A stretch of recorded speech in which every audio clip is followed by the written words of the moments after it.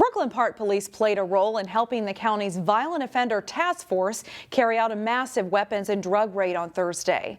All of these assault rifles and handguns were seized at an undisclosed residence in Brooklyn Park. The Hennepin County Sheriff's Office released the photo announcing the seizure. County authorities executed a search warrant that seized 24 illegally possessed guns, as well as several bags of cocaine. A suspect targeted in the investigation was also arrested. The Minnesota House has passed a bill that would provide universal school lunches for students in public schools. Under the bill, the state would pay what is not covered by federal dollars, meaning no student would have to pay for breakfast or lunch. It's an issue that resonated with Maple Grove Representative Kristen Bonner, who spoke on the House floor about growing up in a home where parents struggled to pay for lunch. Those kids who were in the same position I was, debating whether they should ask their parent for the money, because they know they don't have it. The folks that might be in the middle, think about those kids. If it passes the Senate, Minnesota would be the 5th state to offer universal free lunch. Students in the Robbinsdale School District got a tasty lesson in Black history on Friday. Lunch came with a free slice of sweet potato pie. Kitchen staff used the recipe of Golden Valley resident Rose McGee in her sweet potato comfort pie. The dessert has roots in Black history dating back to the time of slavery. There are a lot of things that are part of Black history that are cultural. There are dishes that we make that people eat normally and don't even realize what the history is behind it, and sweet potato pie is one of those things. More than 11,000 students and 1,800 faculty members were treated with sweet potato pies on Friday. A Brooklyn Park woman will represent her country on a world stage this summer, competing at the Special Olympic Games in Berlin. As Jason Malello reports, it's the culmination of more than 3 decades of dedication. Let's warm up on the tumble track, and then we'll head over to balance beam. For more than half her life, 32 years. Push through the feet, push through the feet, push through the feet. The gymnastics gym Step together is where Tiffany Carey thrives. She's a competitor. She loves to compete. I don't give up. I'll keep going until I get it. 4 steps, and then it's time to hop. Hard work and dedication earned Tiffany a spot at the Special Olympics USA National Games back in 2006. I took home 2 silver, 2 bronze, and a gold. And she's continued to compete and win in artistic gymnastics. She rises to the challenge. But now, Tiffany will challenge herself at the highest level. We'd all like to congratulate Tiffany and wish her good luck. Tiffany is one of 6 American athletes. Congratulations. Very proud of you. Who will compete at the Special Olympics World Games in Berlin this summer. The World Games is her dream, and now she's got it. Pretty neat. Now we have somebody to root for.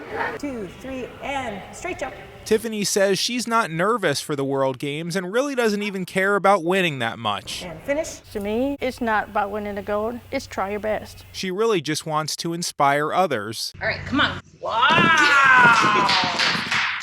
Nice one. To dream big. Don't give up on yourself. Keep going. Keep trying your best. Keep going. In Plymouth, Jason Malillo, CCX News. Good job. It is Super Bowl weekend, but at US Bank Stadium, a different kind of competition, and it's one with thousands of dollars on the line. As Corey Bork reports, it's an opportunity for minority and women entrepreneurs to grow their business, including one founded by a resident in Golden Valley. Inside US Bank Stadium, where it can get loud. All right, this is our final contestant. There's a different type of pressure. For a chance to win up to $30,000. Pressure to win a significant cash prize. And I am so excited to bring to the stage Miss Melissa Taylor from the Beauty Lounge, Minneapolis. Come on, girl, give it to him. Golden Valley resident Melissa Taylor is taking the stage. When was the last time you had your hair done by somebody who didn't look like you? For Vies pitch competition to support minority and women-owned businesses. Yeah, it's kind of like Shark Tank. You talk about your business and really explain why you're worth investing in. Taylor runs the Beauty Lounge Minneapolis. We are a multicultural salon located in Uptown. Her business model is focused on embracing all hair types. Taylor started online hair classes to help multicultural adoptive families. Typically in cosmetology school, you learn how to do hair on straight-haired mannequins, and all you learn about texture is how to remove it from somebody's hair. And I've always done all hair types and hair textures, and I think the brand has really grown around what I have done.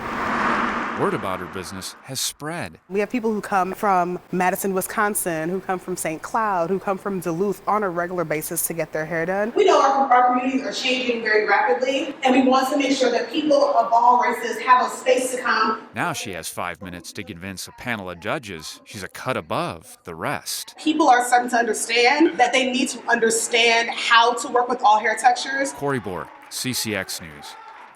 And the winner of the $30,000 grand prize, an entrepreneur who started Mommy's Solutions in Plymouth.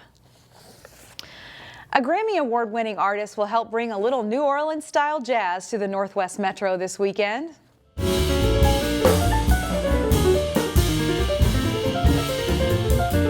The man on the drums is Adonis Rose, the artistic director of the New Orleans Jazz Orchestra.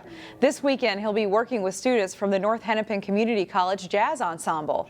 He and the students are putting on a free concert on Saturday. This has been a part of my life forever. So I was a part of college ensembles, bands, high school bands, and became a professional musician. So this is what I love to do. I love seeing the process, and I love taking part in helping musicians figure out what they want to do in the future. The North Hennepin Jazz Fest is Saturday at 6 p.m. in the Fine Arts Center Theater.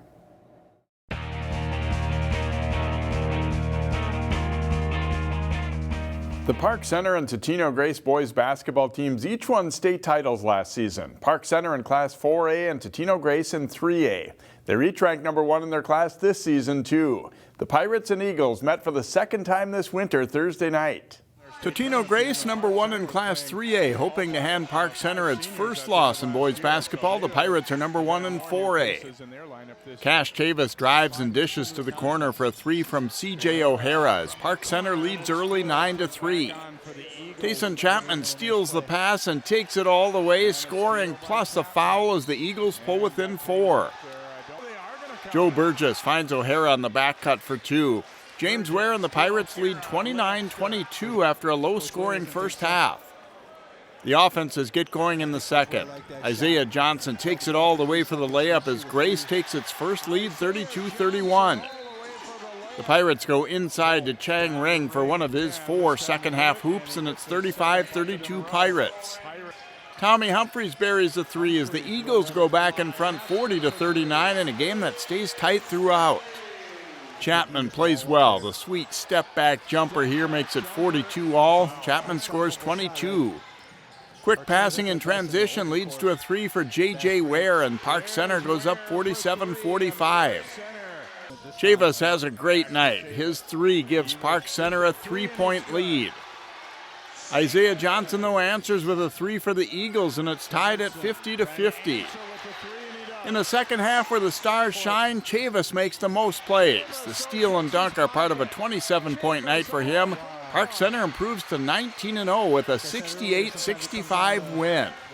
The State Nordic Ski Meet is next week. Spots at State were on the line on a warm afternoon at midweek for racers in Section 5. John Jacobson has their highlights.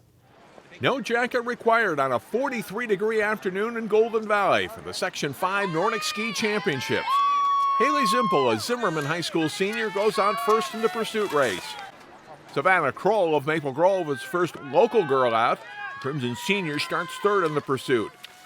Zimpel is way ahead of the field at the end, winning the classic and skate races with a combined time of 28 minutes 55 seconds, more than 2 minutes ahead of the rest of the field. Claire Swanson from team champion Elk River Zimmerman finishes second, and right behind her is Kroll, who qualifies for state for the 4th time in her career. Maple Grove team, however, just misses on making state, edged out by Irondale. Abby Hibbs of Champlain Park finishes 9th overall. Like Kroll from Maple Grove, Hibbs qualifies for state as an individual. Next up, the boys. The first local skier to head out in the pursuit race is Tyler Keys from Champlin Park, who starts third. The pursuit winner comes from team champion Blaine. It's Ben Lewis celebrating a section title in a 2-race time of 25 minutes, 23 seconds. Keys comes in about a minute and a half later and places third. For the second straight season, the Rebels boys qualify for state as a team with their runner-up finish to Blaine. Champlin Park's Ethan Ibarra is the next local skier in. He places 7th. We talked to state qualifiers Savannah Kroll and Tyler Keys after their races. It was really fun. It was really warm today. We all fought hard. We all knew the snow conditions were going to be the same for all of us. It means so much to me. If I could do anything to race on a Maple Grove uniform again, I will. I'm so glad I get to go one last time. I was sitting in third, which is a lot better than I even anticipated for Classic. I had quite the pack on me at one point, and I knew I just had to hold it together for the rest of the race and finish strong, and that's what I did. So I was very happy to be in this position. It was a big day for me. So. In Golden Valley, John Jacobson, CCX Sports. Find more prep sports games and highlights at ccxmedia.org and follow us on social media.